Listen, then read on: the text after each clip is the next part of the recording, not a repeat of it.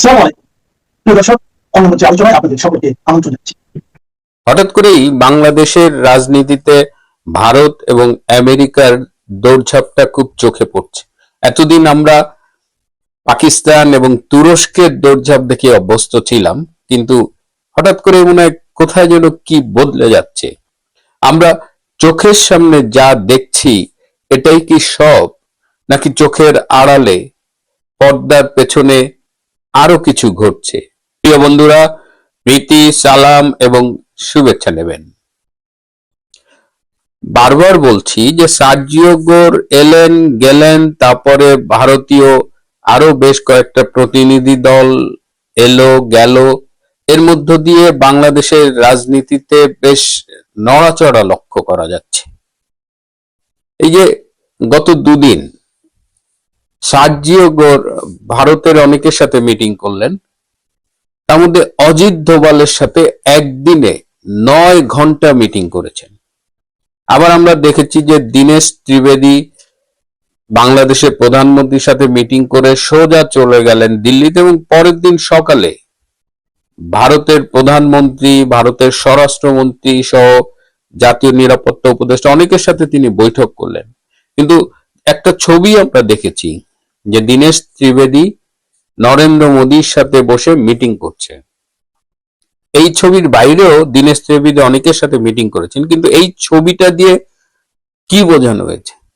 অর্থাৎ বাংলাদেশের বিষয় নিয়ে সরাসরি দীনেশ ত্রিবেদী নরেন্দ্র মোদীর সাথে কথা বলছে। এর মধ্য দিয়ে কি আমরা বুঝতে পারি আলোচনার গুরুত্ব? আমেরিকা এর আগে যখন ট্রাম্প নির্বাচিত হলো, নরেন্দ্র মোদী হোয়াইট হাউসে গেলেন 13ই ফেব্রুয়ারি গত বছরের। ট্রাম্প কিন্তু বলেছিলেন যে বাংলাদেশের বিষয়টা নরেন্দ্র মোদী বা ভারত দেখবেন, এবং যেটা তারা দীর্ঘদিন ধরে দেখে আসছে।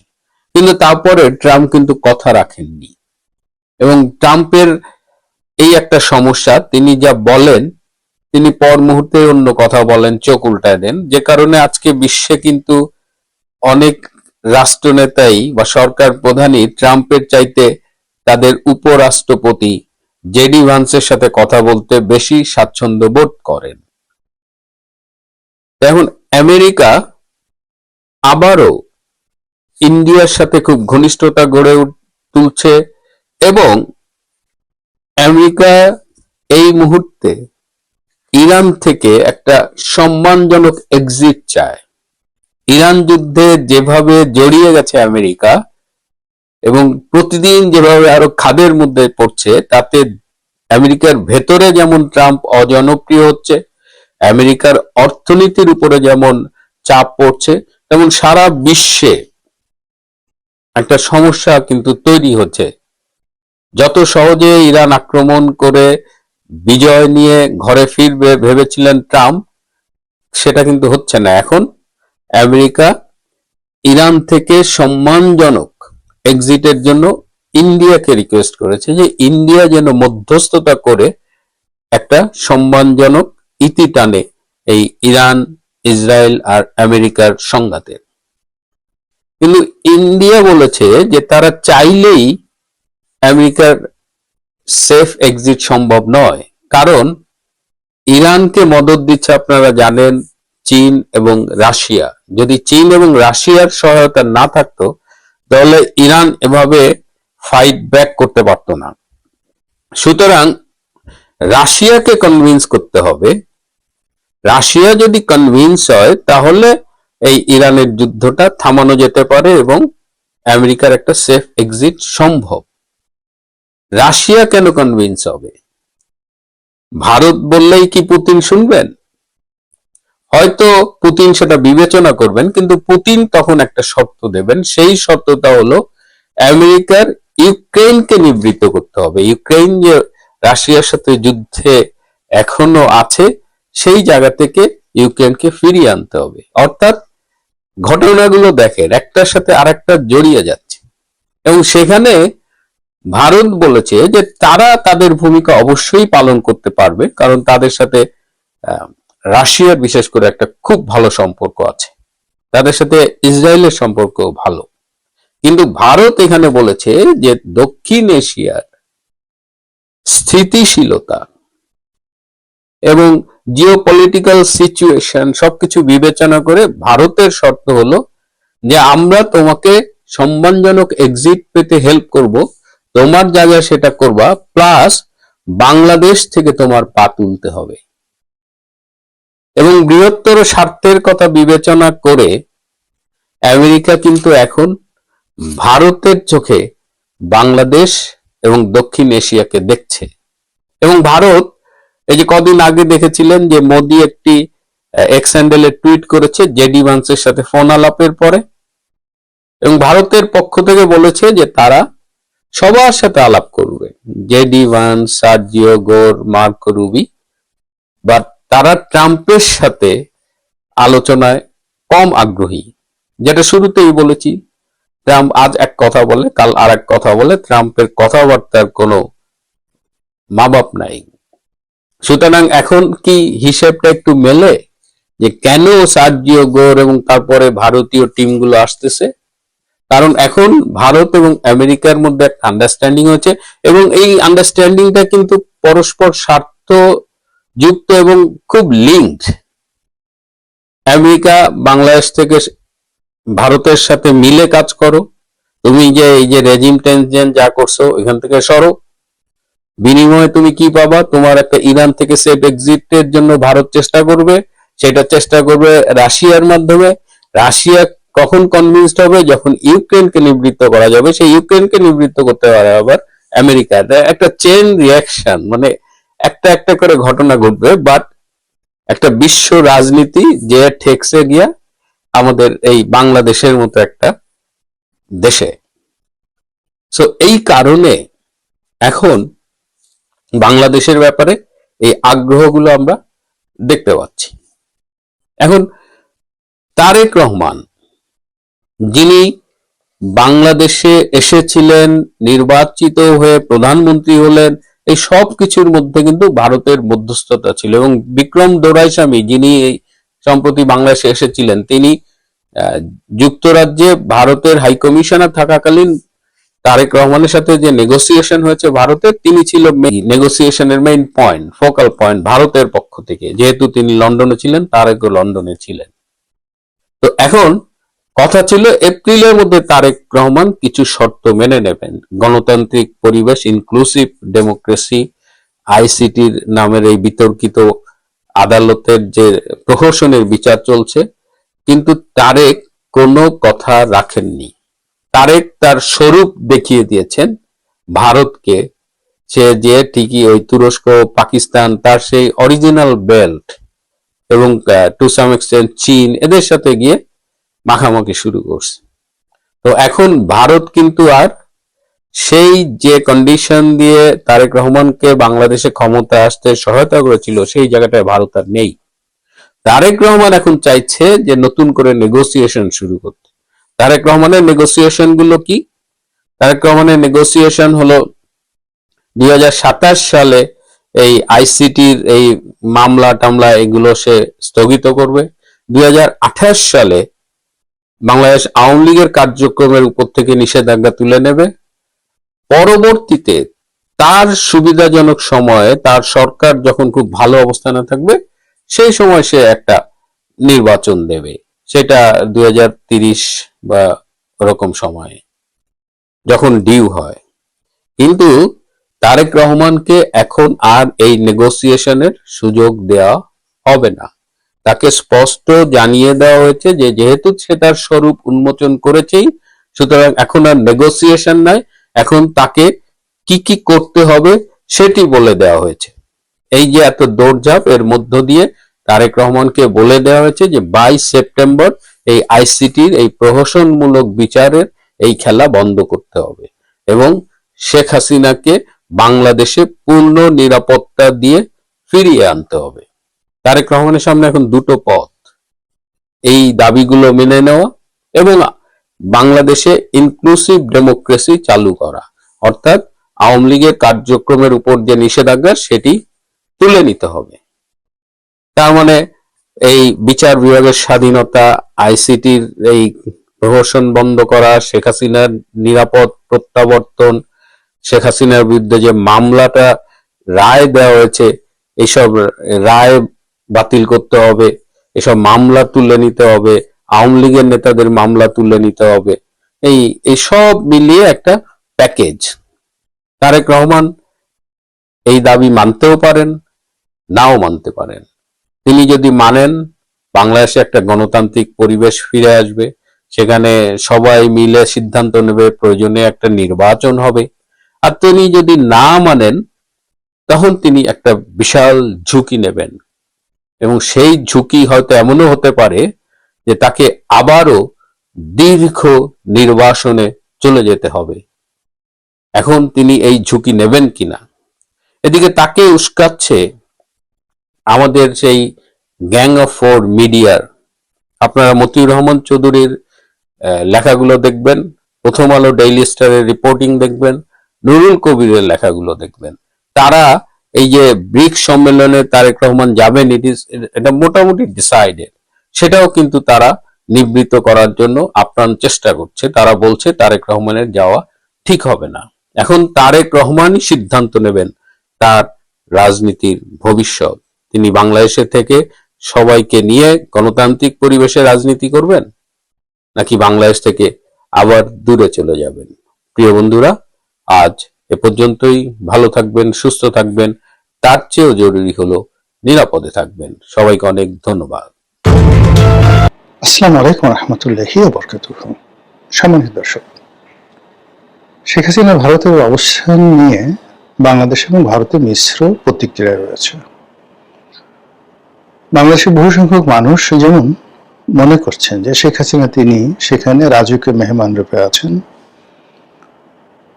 তাকে প্রোটেকশন দেওয়া, তার পক্ষ অবলম্বন করে এবং তার নিরাপত্তা নিশ্চিত করা সহ আগামীতে তিনি যেন তার রাজনীতির যে অধিকার ফিরে পান, সম্মান মর্যাদা ফিরে পান এবং বাংলাদেশের রাষ্ট্রীয় ক্ষমতায় ফিরতে পারেন, এই জন্য রাষ্ট্রীয়ভাবে ভারত সর্বোচ্চ শক্তি নিয়োগ করবে, বিনিয়োগ করবে এবং তারা সে চেষ্টা তদবির করবে। আবার এর প্রতিকূলে তিন ধরনের মানুষ আছে। এক ধরনের মানুষ মনে করছে যে ভারত এই কাজটি করেছে, অর্থাৎ শেখ হাসিনাকে যে আশ্রয় দিয়ে সেটা খুব মন্দ কাজ করেছে, এই পর্যন্ত বলে তারা চুপচাপ থাকেন। আর এক পক্ষ মনে করছে যে শেখ হাসিনা সেখানে বেছে নেই, ভারত নিতান্ত বাধ্য হয়ে তাকে সেখানে আশ্রয় দিয়েছে। কিন্তু যে কোনো কারণে হোক না কেন, এখন তার যে বাঁচিয়ে রাখা বা তার মৃত্যুর খবর গোপন রাখা, এটা ভারতের জন্য ফরজ হয়ে গেছে। ভারত এই কাজগুলো করছে। এই ধরনের মানুষ আছে, তারা চিন্তা করছেন। আরেক ধরনের মানুষ আছেন, তারা বলছেন যে ভারত মূলত শেখ হাসিনাকে ট্রাম্প কার্ড হিসেবে ব্যবহার করছে। বিশেষ করে বিএনপি, জামাত, এনসিপির যারা নেতৃবৃন্দ, তারা মনে করছে যে ভারত মূলত শেখ হাসিনাকে আজ ট্রাম্প কার্ড হিসেবে তাদের বিরুদ্ধে ব্যবহার করছে। ভারত চাচ্ছে সরকারের সঙ্গে এটা বার্গেনিং করার জন্য। বাংলাদেশের সঙ্গে ভারতের ইতিপূর্বে যে সকল চুক্তি রয়েছে, সেই সকল চুক্তি যেন সরকার বাতিল না করে। দুই নম্বর হল যে বাংলাদেশের সঙ্গে ভারতের যে চলমান সম্পর্কগুলো রয়েছে এবং ভারতের এখানে কিছু চাওয়া পাওয়া আছে, বিশেষ করে জঙ্গিবাদ, তারপর এখানে বাংলাদেশে চীনের উপস্থিতি এবং আধিপত্যবাদ, চীনের বিনিয়োগ এবং একই সঙ্গে ভারতের সঙ্গে যে সকল করিডোর রয়েছে এবং ভারতের যে সকল বিদ্রোহী গ্রুপ রয়েছে, সেই বিদ্রোহী গ্রুপগুলোকে যেন বাংলাদেশের মাটি থেকে প্রমোট করা না হয়, এ ব্যাপারে ভারত বাংলাদেশের পক্ষ থেকে একটা স্ট্রং সাপোর্ট তারা চাচ্ছে। যে সাপোর্টটি একসিটিভাবে তারা 2009 থেকে একেবারে 2024 পর্যন্ত চোখ বুঝে তারা এটা পেয়েছিল, আদায় করেছিল শেখ হাসিনার মাধ্যমে। কাজেই শেখ হাসিনাকে ব্যবহার করে মূলত ভারত এই বার্গেনিংটা করছে। এটা হতে পারে, নাও হতে পারে, কিন্তু মূল যে ব্যাপারটি সেটা হলো রাজনীতিবিদদের নিয়ে রাজনৈতিক বিচার থাকবে, বিশ্লেষণ থাকবে, যেটিকে আমরা ইংরেজিতে বলি স্পেকুলেশন, সেটা থাকবে, স্বাভাবিক ব্যাপার। কিন্তু সমাজের যারা বুদ্ধিজীবী, তারা যদি ইন্টেলেকচুয়ালি করাপ্টেড হয়ে যায়, তারপরে রাষ্ট্রের চতুর্থ স্তম্ভ বলে বিবেচিত সংবাদপত্রগুলো যখন কোন একটি সংবাদকে ধামাচাপা দেয় এবং নতুন একটি সংবাদ তৈরি করে, তখন সেটি পুরো রাষ্ট্র ব্যবস্থাকে, রাষ্ট্রের বিধি ব্যবস্থাকে, রাষ্ট্রের স্বাধীনতা এবং সার্বভৌমত্বকে হুমকির মুখে ফেলে দেয়। শেখ হাসিনার পতনে যে সকল মূল কারণ ছিল, যেগুলো ধীরে ধীরে ধীরে ধীরে ধীরে তাকে পতনের দিকে নিয়ে গেছে, এই কাজটি শুরু করেছিল সাংবাদিকরা। তার পক্ষে নানা রকম ন্যারেটিভ তৈরি করত, তাকে জ্ঞানী, মহাজ্ঞানী, পৃথিবীর শ্রেষ্ঠ, সৎ, সবচেয়ে বেশি পরিশ্রমী, নানা রকম উপাধি, মানে এক সপ্তাহ পর পর নিত্য নতুন উপাধি সাংবাদিকরা তাকে না দেওয়া পর্যন্ত তাদের ঘুম হারাম হয়ে যেত।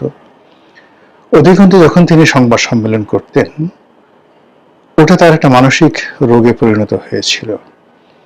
সাংবাদিকরা সেখানে যেতেন, প্রশংসাসূচক বক্তব্য দিতেন 3 ঘন্টা 4 ঘন্টা, সেখানে একটা it's a relaxation, just like a cinema. এরকম একটা ঘটনা গণভবনে ঘটত এবং এই ঘটনার ফলে ধীরে ধীরে ধীরে ধীরে তিনি সত্য থেকে বিচ্যুত হয়ে যান। তার যে সকল নেতাকর্মীরা তার সামনে গিয়ে সত্য উচ্চারণ করতেন, তাদেরকে তিনি শত্রু ভাবতে শুরু করেন এবং অনেকের জন্য গণভবনের দরজা বন্ধ হয়ে যায়। এরপর দ্বিতীয় স্তরে তার নেতাকর্মী, তার মন্ত্রী, তার এমপি, যাদের সঙ্গে তিনি নিয়মিত যোগাযোগ করতেন এবং সকলের আপা হিসেবে, বোন হিসেবে তিনি যে শ্রদ্ধার আসনটিতে ছিলেন, সেই জায়গা থেকে তিনি হয়ে গেলেন আমলাতন্ত্রের স্যার।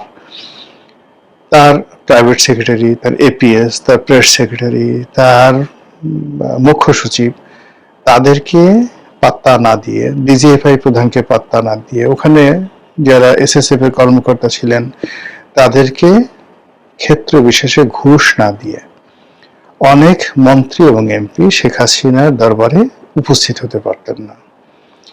এবং শেষ দিকে দেখা গেল যে বেশিরভাগ মানুষ ওনার দলের একান্ত আপনজন দোয়া, কুনুত, আয়াতুল কুরসি ইত্যাদি পড়ে বুকে ফু দিয়ে শেখ হাসিনার সামনে যেতেন। এর কারণ হলো, যে কোনো কারণই হোক, তার মধ্যে একটা ভাব জন্ম নিয়েছিল যে তিনি সবাইকে দয়া করছেন, তার সাহায্য নিয়ে তার দলের সব লোক বেঁচে আছে, তিনি বাংলাদেশের জন্য অপরিহার্য।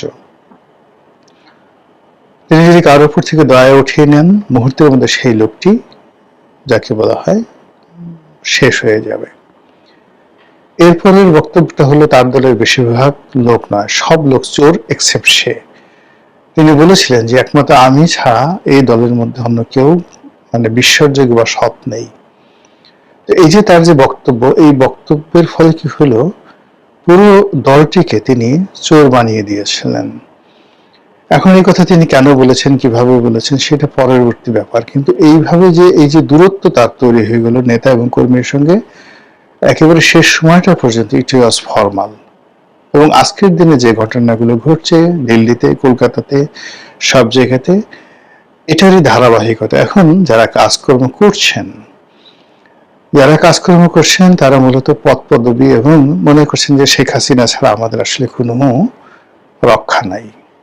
শেখ হাসিনা আছে তো আমরা আছি, শেখ হাসিনা বেঁচে থাকলে আমরা বেঁচে থাকবো, না থাকলে থাকবো না। এবং এই লোকগুলোকে নিয়ে কেন্দ্র করে যদি কখনো শেখ হাসিনা বাংলাদেশে ফিরে আসেন, তার যে সফলতা এবং তার যে কর্মতৎপরতা অতীতের যে কোনো সময় আসছে আরো 100 গুণ খারাপ হয়ে যাবে। অন্যদিকে এই বাংলাদেশে যারা আছেন তারা প্রায় সবাই মোরাল ক্যারেজ হারিয়ে ফেলেছেন। সামনে এসে আমি আওয়ামী লীগ করি এই কথা বলে 32 নম্বরে গিয়ে সামনে দাঁড়াবে, বঙ্গবন্ধু অভিনীতিতে দাঁড়াবে, এমন কোনো মানে শক্তি বাংলাদেশে নেই। No leaders, no workers. এরপর যদি ধরেন যে সবাইকে অর্গানাইজ করবে দেশের মধ্যে, আপনি 1000 কোটি টাকা দিয়েও কোনো নেতাকে, বাংলাদেশে যারা আছেন এই মুহূর্তে, আওয়ামী লীগের অনেক নেতা আছেন যাদের ক্লিন ইমেজ আছে, এতে যদি তাদেরকে বলেন যে ঠিক আছে তোমাকে সেক্রেটারি বানানো হলো, এমনকি তোমাকে সভাপতি বানানো হলো, তুমি আওয়ামী লীগের অফিসটি গিয়ে খুলো, এরকম সৎসাহসওয়ালা বাংলাদেশে একজন নেতা এই মুহূর্তে জেলের মধ্যেও নেই, জেলের বাইরেও নেই।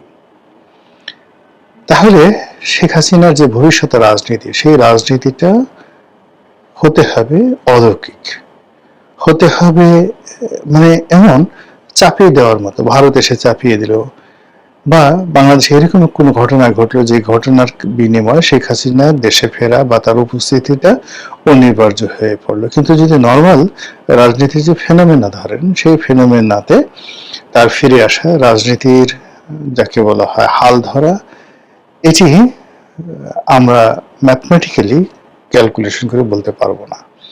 তো এইভাবে যদি আপনি সবকিছু বলতেন বা বর্ণনা করতেন, সেটা একটা রাজনৈতিক বিশ্লেষণ হতো। কিন্তু বাংলাদেশের কিছু পত্রিকা এবং ভারতের মোদী বিরোধী, বিজেপি বিরোধী কিছু পত্রিকা যেভাবে শেখ হাসিনাকে নিয়ে নির্মম ও নিষ্ঠুর তুচ্ছ এবং তাচ্ছিল্য করছেন, যেভাবে তার সম্পর্কে মিথ্যা তথ্য ছড়াচ্ছেন এবং তাকে হেয় করতে গিয়ে মূলত অপতথ্য যেভাবে সামনে নিয়ে এসেছেন, এতে করে ভারত সরকার শেখ হাসিনার প্রতি তাদের যে সমর্থন, সেই সমর্থনটা আরো রেজিমেন্টাল হয়ে যাচ্ছে।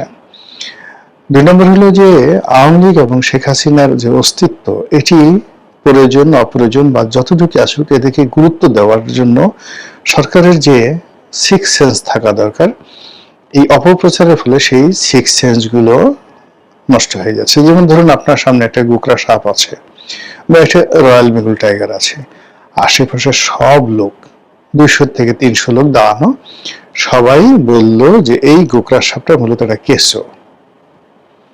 আপনার দৃষ্টি ভ্রম হয়েছে, আপনি ভুল দেখছেন।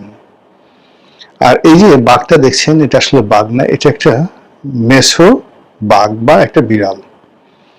এভাবে 200-300 লোক যদি বারবার বলতে থাকে, একটা সময় আপনি বিভ্রান্ত হয়ে যাবেন এবং আপনার কাছে মনে হবে আসলে ওটা কেঁচো বা আসলে ওটা মেসো বাঘ বা একটা বিড়াল। ফলে কি হলো, যখন আপনাকে গোকরা সাপ আক্রমণ করবে, মেসো বাঘ আক্রমণ করবে, আপনার দৃষ্টিতে আপনার দৌড় দিয়ে পালানোর মতো সময় বা হিম্মত আপনার থাকবে না। তো এই ক্ষেত্রে যেটা হচ্ছে, শেখ হাসিনার জামানাতেও এই যে যারা বৈষম্য বিরোধী আন্দোলন করেছে কিংবা বিএনপি জামাত, তাদের যে শক্তিমত্তা, পুরো জিনিসটিকে মানে শূন্য করে দিয়ে তার দলের নেতা কর্মী একেবারে শেষ সময় পর্যন্ত পুলিশ, ছাত্রলীগ থেকে শুরু করে যুবলীগ সবাই বুঝিয়েছে যে এটা কোনো সমস্যাই নেই আপা, কোনো সমস্যা না, 100% সবকিছু আমাদের নিয়ন্ত্রণে আছে। এমনকি যখন তাকে হেলিকপ্টার উঠিয়ে দেওয়া হয়েছে, তখন হয়তো বলা হয়েছে বিভিন্ন জায়গা থেকে, আপনি জাস্ট 24 ঘন্টার মধ্যে আপনি ফিরে আসবেন, আমরা জাস্ট পরিস্থিতি সামাল দিয়ে 24 ঘন্টা পর আপনাকে আবার নিয়ে আসছি। এইরকম একটা ইলিউশনের মধ্যে রাষ্ট্র ক্ষমতা যিনি থাকেন, তাকে যখন রাখা হয়, তখন আলটিমেটলি তার পতন অনিবার্য হয়ে পড়ে। বর্তমান বিএনপি সরকার এবং সেই বিএনপি সরকারের প্রধান জনাব তারেক রহমান, তারা গত 17 বছর ধরে বিভিন্ন কারণে বঞ্চিত, অবহেলিত এবং তথ্য বিভ্রাটে তারা আক্রান্ত। তারেক রহমান সাহেব লন্ডনে ছিলেন, তার বেশিরভাগ কিছু ক্যাবিনেটের লোকজন লন্ডনে ছিলেন। বাংলাদেশে যারা ছিলেন প্রায় সবারই মেরুদণ্ডের সমস্যা আছে, তাদের যাকে বলা হয় সাইকোলজিক্যাল প্রবলেম আছে। এর কারণে 17টি বছর ধরে অর্থনৈতিকভাবে তারা পঙ্গু হয়ে পড়েছিলেন, সামাজিকভাবে তারা অপদস্থ হয়েছেন এবং জেল, জুলুম, হত্যা, হুলিয়া, গুম ইত্যাদির মাধ্যমে তাদেরকে এমন একটা মানসিক অবস্থার মধ্যে ফেলে দেওয়া হয়েছে যে এই সরকারের পতনের পর, মানে আওয়ামী লীগ সরকারের পতনের পর কি হলো, যখন এই ছাত্ররা বিজয়ী হলো, তখন বড় বড় বিএনপির নেতা তারা আবেগে কেঁদে দিয়েছিলেন, ভেউ ভেউ ভেউ ভেউ করে শিশুর মতো তারা কেঁদে দিয়েছিলেন। সেই কান্নার দৃশ্যগুলো দেখেন। তো যখনই একটা পুরুষ বা একটা নেতা এইভাবে কাঁদে, ইট মিনস সে ইমব্যালেন্সড হয়ে যায়। এখন সেই ইমব্যালেন্স, ধরেন একটা গাড়ি আছে বা একটা ঘড়ি আছে বা যে কোনো একটা যন্ত্র আছে, সেই যন্ত্রটা যখন এলোমেলো হয়ে যায়, আপনি তাকে যতই রিপেয়ার করেন না কেন, সে আর আগের অবস্থাতে, নতুন অবস্থাতে ফিরে যায় না। তো বিএনপির নতুন প্রাণ তৈরি হবে হয়তো আরো 10 বছর পরে, কিন্তু পুরনো যে প্রাণগুলো রয়েছে, সেই প্রাণ এটা যদি গাড়ির সঙ্গে তুলনা করেন, তার সিবি জয়েন্ট প্রবলেম হয়ে গেছে, সাসপেনশনে প্রবলেম হয়ে গেছে, তার স্টিয়ারিং এ প্রবলেম হয়ে গেছে, বল বিয়ারিং এ প্রবলেম হয়ে গেছে, টায়ার নাই, তারপর শেষে চাকার অবস্থা, চাকা টাল হয়ে গেছে, সিট গুলোতে সব মানে মানে উই পোকা ধরেছে। এই অবস্থাতে আপনি দীর্ঘ পথ পাড়ি দিবেন সেই গাড়িতে করে, এটা অসম্ভব একটা বিষয়। তো এই যখন বাস্তব অবস্থা, সেই বাস্তব অবস্থায় প্রায় সব জায়গাতেই রিপেয়ারমেন্ট দরকার। সেই রিপেয়ারমেন্ট না করে আমাদের যে পত্রপত্রিকাগুলো যে প্রচার করছে যে না 2045 সন পর্যন্ত, 50 সন পর্যন্ত তারেক রহমান সাহেব ক্ষমতায় থাকবেন, তারপর জুবাইদুর রহমান, তারপর জাইমা রহমান, 100 বছর এটা মাস্টার প্ল্যান আলটিমেটলি করে দেওয়া হয়ে গেছে। এবং শেখ হাসিনার জমানাতে যে সকল সাংবাদিকরা ছিলেন, তারা যে নির্বুদ্ধিতা নিয়ে, তারা যে গোবর মার্কা বুদ্ধি নিয়ে, আমরা বলি মাথায় গোবর ভরা কাউডাং, ওর মাথায় ঘেলু বলতে কিছু নয়, পুরোটাই কাউডাং।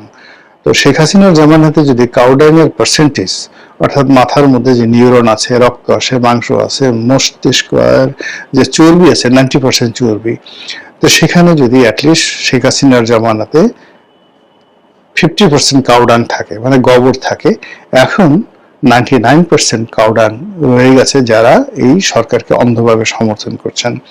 সরকারকে যে সমস্ত লোকজন বাংলাদেশে বা দেশের বাইরে সমর্থন করছেন, এরা প্রায় সবাই মানসিকভাবে বিক্ষুব্ধ, অস্থির, তাদের মধ্যে হতাশা আছে, এবং যেটাকে ইন্টেলেকচুয়ালি করাপ্টেড বলা হয়। বুদ্ধিবৃত্তির দিক থেকে তারা অসৎ, তারা বিএনপিকে ভালোবেসে নয়, তাদের প্রতিদ্বন্দ্বী অপছন্দের মানুষ হয়তো পদপদবি পেয়েছে, এখন তারা পদপদবি পায়নি কিন্তু প্রফেশনে আছে, ওই জায়গায় থেকে তারা এমন কিছু ন্যারেটিভ তৈরি করছে যে ন্যারেটিভের ফলে বিএনপির আসলে আলটিমেটলি ক্ষয়ক্ষতি হবে। তারা এমন কিছু ন্যারেটিভ তৈরি করছে যে ন্যারেটিভের ফলে শেখ হাসিনার ক্ষমতা আরো বাড়বে, শেখ হাসিনার সঙ্গে ভারতের সম্পর্ক আরো বেড়ে যাবে এবং শেখ হাসিনাকে ভারতের কাছে অনিবার্য করে তুলবে। মূল খবরে আসি, বক্তব্য শেষ করব। মূল খবরগুলো পত্রপত্রিকাগুলো বলার চেষ্টা করছে যে শেখ হাসিনা এখন ভারতের জন্য লায়াবিলিটিস, নরেন্দ্র মোদীর জন্য লায়াবিলিটিস, তাকে তৃতীয় দেশে, চতুর্থ দেশে পাঠানোর জন্য তারা পাগল হয়ে গেছে, এবং তারা যে কোনো সময় বাংলাদেশে যদি তাকে হ্যান্ডক্যাপ পরিয়ে বাংলাদেশে অ্যারেস্ট করে তারেক রহমান সরকারের কাছে হস্তান্তর করে, এতে ওই যে সরকার সমর্থক যে সকল পত্রপত্রিকা রয়েছে তারা আশ্চর্য হবে না। এর কারণ হলো যে ভারত কেবলমাত্র কমার্শিয়ালি ভায়াবল এবং মানে হলেই শেখ হাসিনাকে হস্তান্তর করবে, কিন্তু বাস্তবতা হলো যে বাংলাদেশের সঙ্গে ভারতের যদি সম্পর্ক ধরেন সেই বহুকাল ধরে, এমনকি বঙ্গবন্ধুর জামানাতে, ভারত কিন্তু সবসময় একটা ক্যারেক্টারিস্টিক্স বজায় রেখেছে। বাংলাদেশ দখল করার যদি তাদের পরিকল্পনা থাকতো, তারা 1971 সালে করতে পারত। বাংলাদেশ দখলের পরিকল্পনা থাকলে তারা 1975 সালের 16ই আগস্ট করতে পারত। বাংলাদেশ দখল করার যদি তাদের চেষ্টা থাকতো, তারা ইভেন এই যে মানে আগস্ট মাসের 5 তারিখ বা 6 তারিখে তারা সেই কাজটি করতে পারত। আপনি যদি বাংলাদেশে ভারতীয় মিলিটারি 6 তারিখে আসতো, শেখ হাসিনা চলে গেছে, এরপর যদি তারা আসতো, আপনি কি করতেন বলেন? যুদ্ধ করার ছাড়া তো আপনার খুব উপায় ছিল না। কিন্তু ওই মুহূর্তে পুলিশের, মিলিটারির যে অবস্থা ছিল, সেক্ষেত্রে কারা যুদ্ধ করতো? আমাদের আর্মস কোথায় ছিল, অ্যামুনিশন কোথায় ছিল? কিন্তু ভারত এই জিনিসগুলো আসলে কখনোই চেষ্টা করেনি। ভারত শেখ হাসিনাকে আশ্রয় দিয়েছে, তার সঙ্গে সঙ্গে তারা রাষ্ট্রীয় পর্যায়ে বাংলাদেশের জনগণের সাথে সম্পর্ক স্থাপন, রাষ্ট্রীয় পর্যায়ে বাংলাদেশের সঙ্গে সম্পর্ক স্থাপনের পাশাপাশি বিএনপির সাথে সম্পর্ক স্থাপন এবং দৈনন্দিন কর্মকাণ্ড চালিয়ে নেওয়ার জন্য যা যা করা দরকার সেই জিনিসগুলো কিন্তু করে যাচ্ছে।